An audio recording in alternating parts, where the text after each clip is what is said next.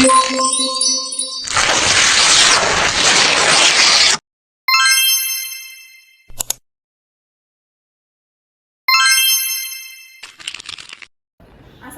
warahmatullahi wabarakatuh. Waalaikumsalam warahmatullahi wabarakatuh. Baik, mungkin sebelum memulai pembelajaran hari ini, alangkah lebih baiknya kita berdoa dulu, dipimpin oleh KM. Boleh, silakan kepada KM. Sebelum belajar, marilah kita membaca doa dalam hati masing-masing. Dimulai. Selesai. Alhamdulillahirrahmanirrahim. Apa kabar semuanya? Baik. Ada yang penasaran gak ini siapa? Penasaran. Kenalin ya, ini ada asisten ibu dari mahasiswa PPL dari Universitas Pasundan. Di sini ada temannya, ada yang absen atau nggak hadir? Hadir semua. Mantap. Mungkin langsung aja ya, ibu akan menyampaikan materi untuk pembelajaran kali ini. Baik, mungkin sebelum kita melanjutkan pembelajaran, ibu akan membacakan dulu tujuan pembelajaran dari pembelajaran kali ini. Ibu berharap kalian mampu menjelaskan dan mengidentifikasi permasalahan pokok ekonomi secara umum, klasik dan modern dengan menggunakan pembelajaran yang aktif, menyenangkan dan bermakna, serta penerapannya dalam kehidupan sehari-hari sehingga terbentuk sikap kritis, kreatif, komunikatif, kerjasama, jujur, dan bertanggung jawab.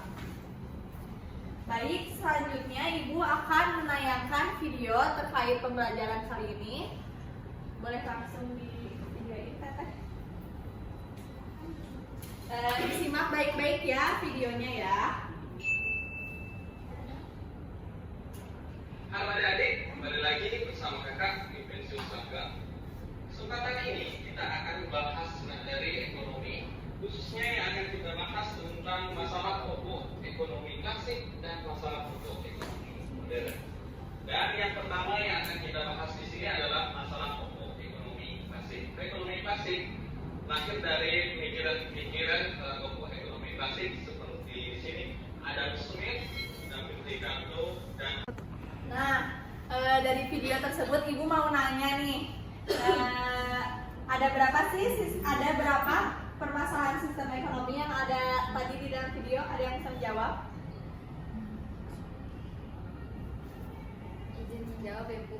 Ya, boleh. Sesuai video yang tadi sudah ditayangkan itu ada beberapa permasalahan, singkatnya mah dari permasalahan ekonomi klasik dan modern. Bagus, Havana, jawabannya sudah benar. Terus dari video yang tadi Ibu tayangkan, udah tahu belum apa itu sistem ekonomi? Intinya Ibu, menurut saya sistem ekonomi itu merupakan cara mengatur segala aktivitas ekonomi. Ya, sudah betul ya. Tadi jawaban dari Nazmi itu sistem ekonomi itu merupakan cara mengatur segala aktivitas ekonomi, namun masih kurang.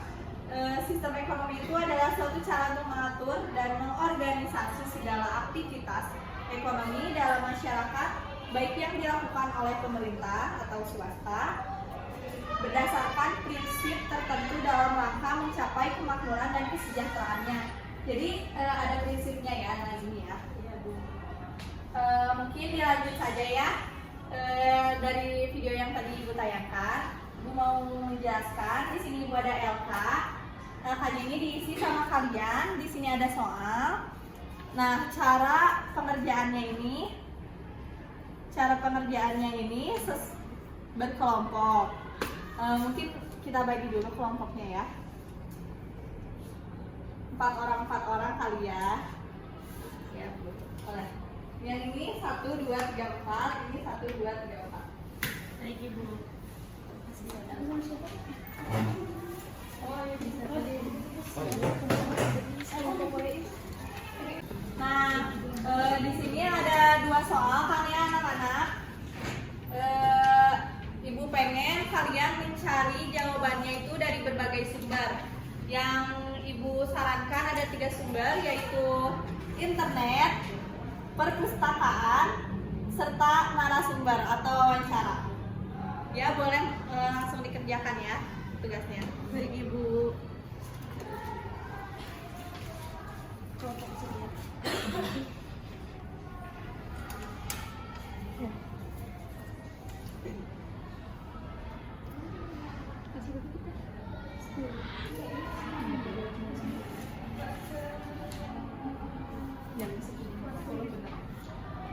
Gimana? Ada yang susah?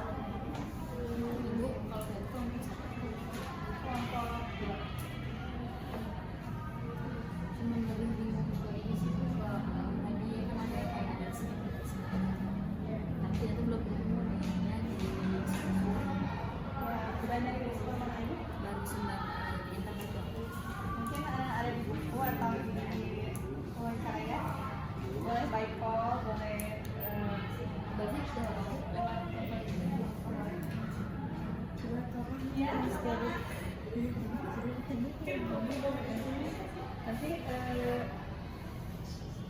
nanti ya kalian nanti ininya udah benar. Mana boleh ibu lihat? Barang apa? Iya. Nggak apa-apa dari internet. Boleh kan kita ibu menyarankan dari berbagai sumber ya. Terima kasih.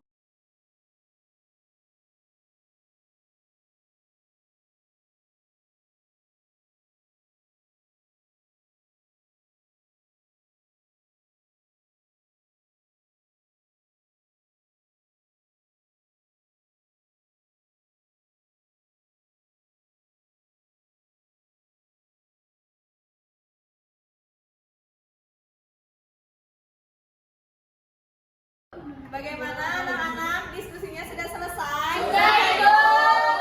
Ya, bagus. Mungkin karena diskusinya sudah selesai, Ibu persilakan buat kelompok pertama untuk memaparkan hasil diskusinya ya di depan. di depan Bu, nggak di sini. Di depan dong. Siap, Bu.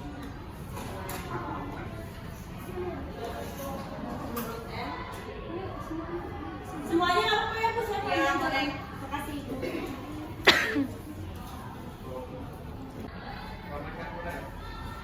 Baik, sesuai yang tadi sudah kelompok kami diskusikan mengenai nomor 1 itu kan bagaimana cara memecahkan 3 masalah pokok ekonomi modern yang sudah tadi ditayangkan di video. Menurut kami itu yang pertama yaitu kita itu harus tahu barang apa yang akan diproduksi dan berapa jumlahnya, atau singkatnya mah kita harus tahu what atau apa seperti jenis barang yang akan diproduksi, dan yang selanjutnya itu jumlah barang yang akan diproduksi. Mengenai jenis barang yang akan diproduksi itu sebelum mengambil keputusan mengenai barang apa yang akan diproduksi, terlebih dahulu harus memberikan alasan mengenai mengapa barang itu diproduksi mengingat sumber daya yang terbatas. Selanjutnya yang jumlah barang yang akan diproduksi. Jika sudah diputuskan mengenai barang apa yang akan diproduksi, maka masalah berikutnya adalah menentukan berapa jumlah barang yang harus diproduksi sehingga dapat ditentukan berapa sumber daya yang harus dialokasikan. Permasalahan di atas harus segera dipecahkan oleh produsen sebelum proses produksi. Permasalahan memproduksi memperoleh laba maksimum. Untuk mengetahui selera dan permintaan pasar terhadap suatu barang, produsen melakukan survei pasar bekerja dengan lembaga survei atau riset. Dari hasil survei tersebut, produsen melakukan analisis secara cermat untuk menentukan jenis dan jumlah barang yang akan diproduksi. Akhirnya, produsen mampu memproduksi barang sesuai dengan jenis dan jumlah barang yang dibutuhkan masyarakat secara efisien. Untuk selanjutnya akan dijelaskan oleh Ibu. Selanjutnya bagaimana cara memproduksi. Ini masalah ini menyangkut yang pertama teknik atau metode produksi yang akan diterapkan produsen dalam proses produksi. Penentuan teknik produksi untuk menjawab permasalahan bagaimana melakukan proses produksi seefisien mungkin sehingga produksi dapat berjalan dengan baik dan menghasilkan laba maksimum. Karena itu dalam penentuan teknik produksi harus mempertimbangkan biaya produksi yang akan dikeluarkan. Selanjutnya, kemampuan produsen dalam mengkombinasikan faktor-faktor produksi. Jika sudah Jangan main-main ya. Jika sudah diputuskan mengenai teknik produksi yang akan diterapkan dalam proses produksi, maka masalah berikutnya adalah bagaimana mengkombinasikan faktor-faktor produksi yang tersedia, terdiri dari bagaimana memperoleh sumber daya alam atau bahan baku yang akan digunakan, Yang keduanya, siapa yang akan memproduksi barang. Yang ketiga, bagaimana memperoleh dan menggunakan modal sehingga dari kombinasi faktor-faktor produksi yang tersedia dapat diperoleh hasil maksimal yang dapat memenuhi kebutuhan manusia. Untuk selanjutnya, untuk siapa atau volume barang itu diproduksi. Yang pertama, siapa yang akan mengkonsumsi atau membeli hasil produksi, yaitu untuk mengetahui siapa yang akan mengkonsumsi barang hasil produksi. Produsen melakukan segmentasi pasar, artinya produsen menentukan pangsa pasar atas barang hasil produksi. Misalnya, barang hasil produksi akan dipasarkan pada semua golongan sosial ekonomi masyarakat dan tanpa membedakan usia, jenis kelamin, dan agama. Nah, yang selanjutnya, bagaimanakah cara menyalurkan hasil produksi kepada konsumen agar barang hasil produksi sampai ke tangan konsumen pada saat dibutuhkan dan dengan harga yang terjangkau? Maka produsen menentukan sistem distribusi yang digunakan dalam penyaluran barang tersebut. Misalnya, menggunakan sistem distribusi langsung, menggunakan alat transportasi darat. Di samping itu juga mempertimbangkan jenis dan sifat barang serta sistem ekonomi yang dianut negara yang bersangkutan. Selanjutnya, siapa saja yang akan menikmati pendapatan dari kegiatan produksi dan bagaimana cara pendistribusian pendapatan secara adil sebelum proses produksi dilakukan dalam menjawab permasalahan bagaimana mengurangi jumlah pengangguran sehingga ada kepastian angkatan kerja mendapatkan kesempatan atau lapangan kerja untuk memperoleh pendapatan. Sebab bila daya beli masyarakat rendah akan berakibat terbengkalai hasil produksi. Di samping itu sudah ada aturan yang mengatur cara mengupah tenaga kerja hingga bisa dianggap adil, yaitu UMR, dan tidak terjadi kesenjangan antar pemilik faktor produksi. Baik Ibu, untuk analisis yang sudah kami diskusikan hanya segitu. Lanjut lagi. Tepuk tangan dulu buat kelompok 1 ya. Sudah bagus jawabannya. Dilanjutkan oleh kelompok 2. Boleh buat kelompok 2 mau semuanya atau perwakilannya cepat? Kelompok 2 perwakilan Bu. Ya, silakan.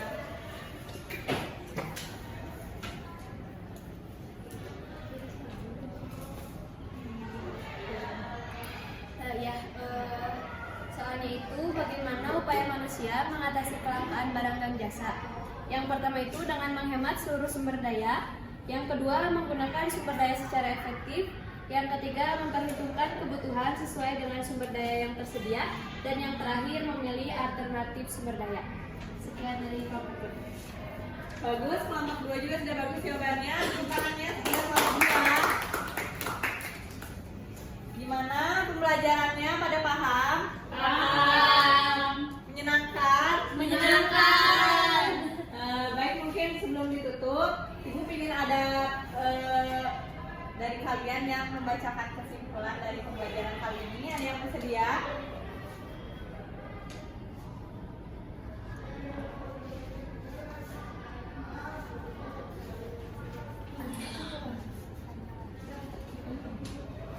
Bagaimana? Ada yang bersedia untuk membacakan kesimpulan? Ya boleh, Kang Riki. Jadi Di depan Kang Riki. Kang. Di depan Riki. Bacanya di depan ya.